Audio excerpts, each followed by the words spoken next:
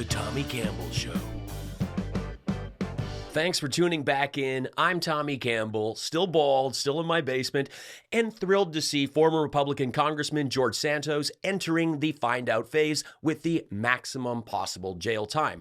But the extent of his criminal history is wild. It's way bigger than most are aware of, and it's important to highlight the extent of the lies and crimes the so-called party of law and order turned a blind eye to.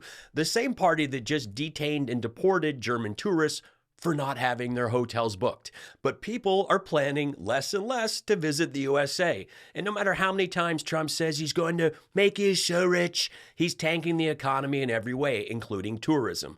I'll be getting into George Santos, Qatar, DeVolder Goldberstein, and more, but first, Bobby Brainworms unloads on Jesse Waters. A teenager today, an American teenager, has less testosterone than a 68-year-old man.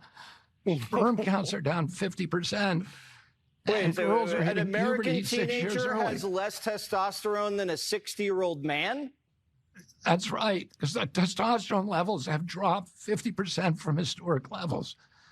And, and that is a problem. Okay, RFK Jr. spends his days off counting jizz. There hasn't been this much talk involving teens and sperm since the Matt Gaetz report was dropped. But the review, which focused on data between 73 and 2018, sparked debate with medical professionals, noting that methods of counting sperm have drastically changed over the years, making it impossible to accurately compare the numbers. Technology has come a long way. Seriously, a lot has changed since the 1970s.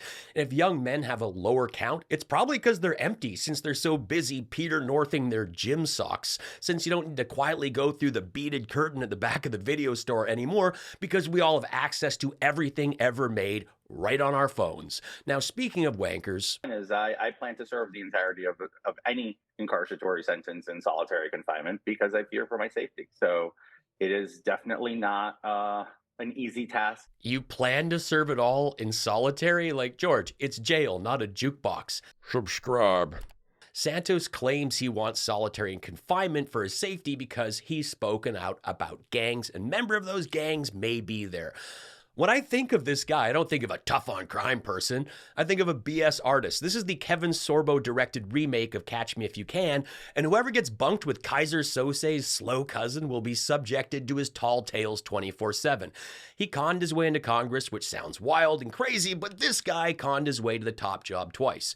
Former Republican Congressman George Santos has been sentenced to more than 7 years in prison for wire fraud and aggravated identity theft. Santos had initially pleaded not guilty and professed his innocence before admitting to filing false campaign finance reports, charging donors credit cards without authorizing, and fraudulently receiving unemployment benefits. Folks, another important speaker, another congressional nominee, George Santos. George, who we know is a friend, and he's known as Anthony DeVolder to me. So I don't know where George Santos came into the thing, but that's what it says here. I just love that one. His own friend is like, so why are we calling him this now? Santos was the first member of Congress to be expelled in more than 20 years, only the sixth in history, and he's 36. At least that's what he says, so he won't be out of prison until he's 43. That is unless, of course, Trump gives him a pardon. And we know Trump likes to pardon criminals. J6ers, Bannon, just this week, Michele Fiore, a former Las Vegas City Council member convicted in October 2024 on 6 counts of wire fraud and 1 count of conspiracy to commit wire fraud for misappropriating over $70,000 intended for a police memorial statue, instead using the funds for personal expenses. Yeah, the Back the Blue Party is rejoicing that this MAGA clown is walking free after stealing money that went from honoring a dead cop to funding her Matt Gaetz-level plastic surgery, rent, and her daughter's wedding. Fiore's counts carried a possible penalty of 20 years in prison. She was scheduled to be sentenced on May 14th until Trump stepped in. Trump has yet to weigh in on a pardon for Santos, and Santos himself has flipped and flopped on this, telling Perez Hilton this week that if he faces years in jail, you bet your sweet ass I would request a pardon. You know, me and Elon Musk, we both want Pierre Bolivar to win the election in Canada because we are scared to deal with Carney. He's actually smart. He is So we're rooting for the Maple MAGA Freedom Convoy guy that voted against raising the minimum wage and voted for scabs. Picket line crossing, anti-union scabs.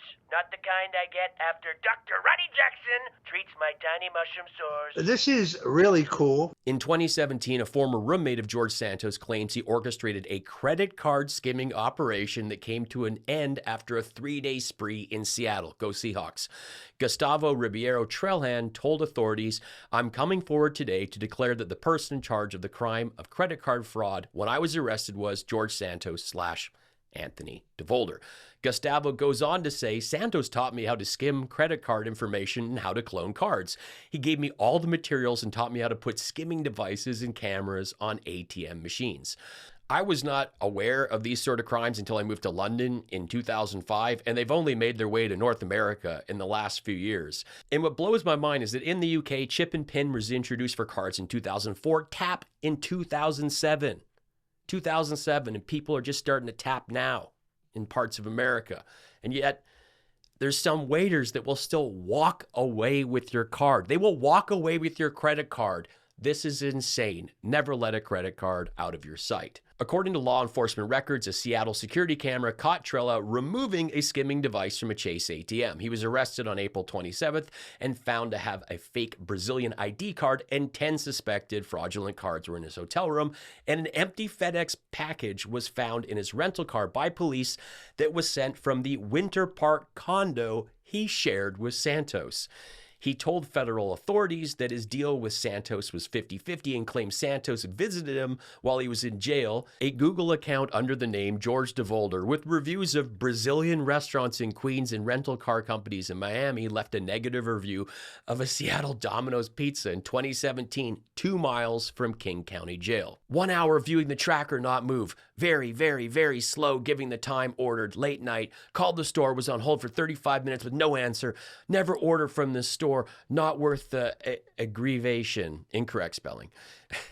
George Santos DeVolder guitar Goldberstein was years ahead of Pete Hegseth when it comes to leaving a digital paper trail. Trella told Politico that Santos went to Orlando to pick up 20 grand in cash from another roommate because Santos had promised to hire, wait for it, El Chapo's lawyer. Seriously. Yeah, El Chapo's lawyer never appeared in Seattle. In fact, no lawyer showed up. Santos never returned, and Trella served 7 months in jail for felony access device fraud and was deported to Brazil in early 2018. Republicans knew all of this, and they still kept Santos around. It's not just what he was sentenced for this week. It's his lifetime of lies and crimes. This guy should have never made it as far as he did, and they all knew exactly what was in his past and present, and they just looked away. Since we're talking criminals and fraud. Edward, I'm getting that feedback like crazy again.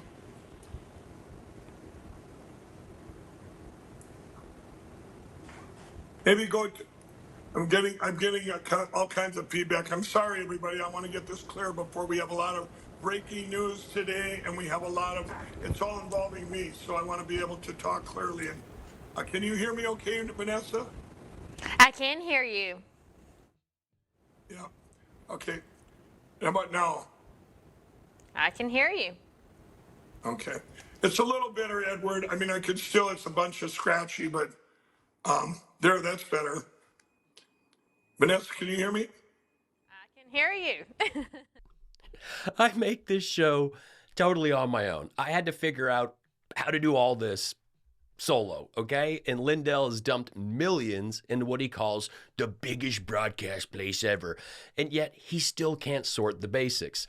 I keep saying figure out the sound and video before you hit record, Mike, but you know what? Maybe I shouldn't. I mean, it's more fun that you still haven't because we love to see you continue to lose. Now, so I'm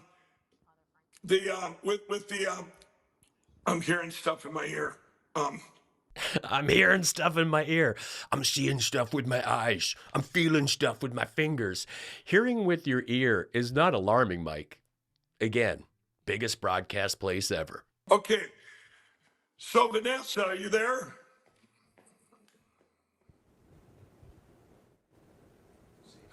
Are you there? I'm here. Okay, I'll just put up with the thing in the back. It's not as bad as before, but yeah, we're gonna get this fixed, everybody, for the next time we're on. But now it's clear. Now it's clear. I say something, Vanessa. Can you hear me? Yeah, every time you talk, it gets this. Anyway, so we'll go ahead. But I think they hear at home. It's clear. It's just I got this my multi stuff going on. It's just distracting. I don't know how much Lindell's paying Timu Vanna White for putting up with this, but it's not enough. In fact, she's on her computer while he's talking, probably looking for another job, but the only other lunatic CEO that could give her a gig is busy helping Eric work the golden turd tongs.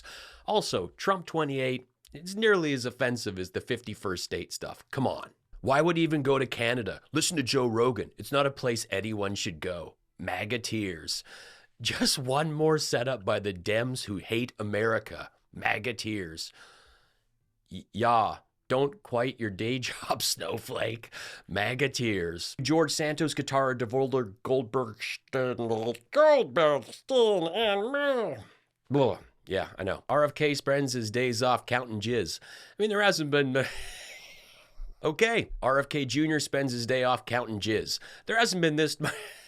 As part of the deal, he's agreed to pay nearly $374,000 in restitution.